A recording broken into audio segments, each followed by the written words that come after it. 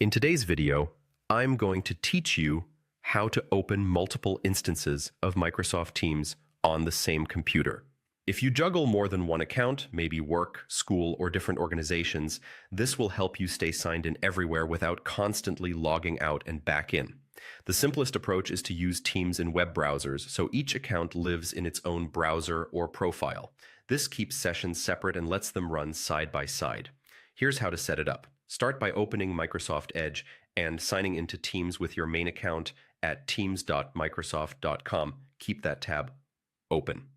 Now, open a second web browser like Google Chrome or Firefox. In that second browser, go to teamsmicrosoft.com again and sign in with your other Microsoft account. Because each browser maintains its own cookies and session data, the two accounts won't conflict with each other. At this point, you'll have one Teams session running in Microsoft Edge and another running in your second browser. They work independently, so messages, calls, and meetings can happen at the same time in both. If you prefer staying within one browser, you can also use separate profiles. For example, an Edge profile for your main account and another profile for your secondary account to keep everything neatly divided. A few things to keep in mind.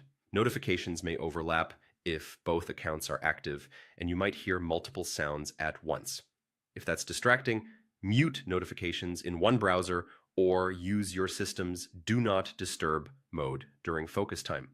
Also, the web experience can be slightly different from the desktop app in areas like advanced calling features or integrations, though for most day-to-day chat and meetings, the browser works great. For a stable, easy-to-manage setup, I recommend using Microsoft Edge for your primary Teams account and a second browser or a separate browser profile for your other accounts. This gives you a clear visual separation and makes it simple to switch contexts without signing out. You can even pin each browser to your taskbar and label them clearly so you always know which one you're using. And that's it.